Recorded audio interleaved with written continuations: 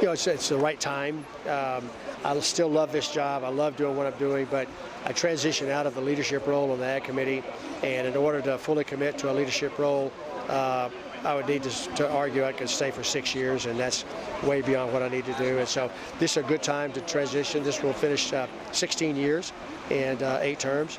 And I've told folks back in the district all along that when I was no longer in leadership, was no longer influential necessarily by being a leader, that I was going to come home, because I didn't want to be one of those backbench guys that just hangs out and votes and then collects a salary.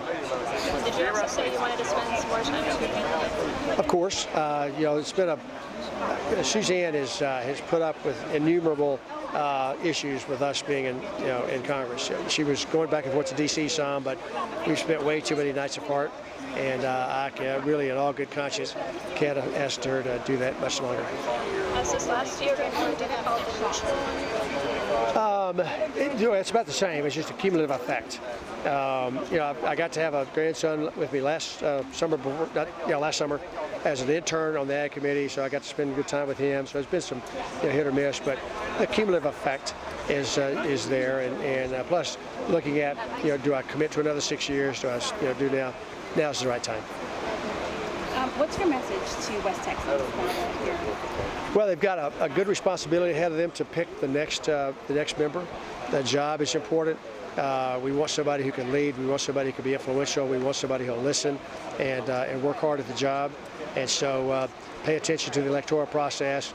Attend the town halls and the candidate forums, meet the people, talk to them, try to get to know them, and understand who they're voting for. Because this is really important that we pick the right person to go to D.C. because this is the kind of district that if you do the job well, you could be there a long time. And I got 80% of the vote last time. And so if that's any indication of me doing the job well, I was doing it well. And so, picking that person the first time is going to be important. And what do you think are the issues that they're going to have to be focusing on tackling once they get into office? We'll have hopefully a second term with President Trump or a new president. And both of those will be a little bit different. The broad issues will be spending, the debt, Medicare. Depending on if they have a new president, then all of the issues they bring to the table that right now smack of socialism in the extreme, we'll have to fight. You'll be fighting those issues in Congress. But if it's President Trump, then it will be moving toward hopefully a solution on immigration, a work toward a revised or renegotiation, quite frankly, of Medicare and some of the other big ticket items.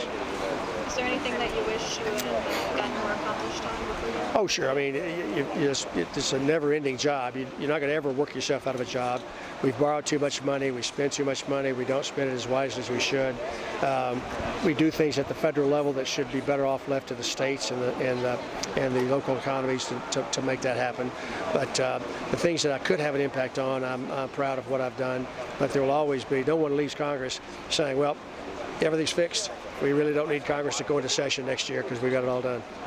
And going back to that, what would you say your proudest accomplishments? Well, legislatively, it was the Farm Bill and then leading the Russia investigation. Those are kind of the two big ticket items.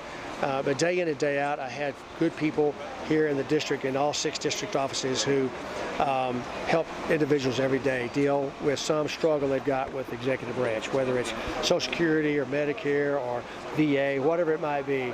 I've got good people going to bat for the constituents to try to make their lives just a little bit better. And there are hundreds and hundreds of examples where that's happened. They work quietly. It's obviously private, but I know it's going on because the folks will come to me from time to time and thank me for doing it, and I know that I didn't, so I'm always pretty quick to tell, well, thank you for giving me the credit, but I take credit for putting the person in place who did the hard work. Is it difficult to think about leaving your constituents and leaving your staff, especially after a referendum? I've been an emotional wreck for 2 days. We had the team together yesterday, and I tried to start the announcement to tell them I couldn't talk. Suzanne had to step up and make some mechanical announcements because I really couldn't talk. So yeah, it has been way difficult. What did you say to yourself? Well, thank you for making me look real good. I've had a terrific staff, as I mentioned in the formal statement. They're the finest group of public servants you can find. They serve all for the right reasons. they're really smart, they're really good, really dedicated, and just thank them for helping me accomplish the things that I get credit for having accomplished, many of which is directly related to their hard work.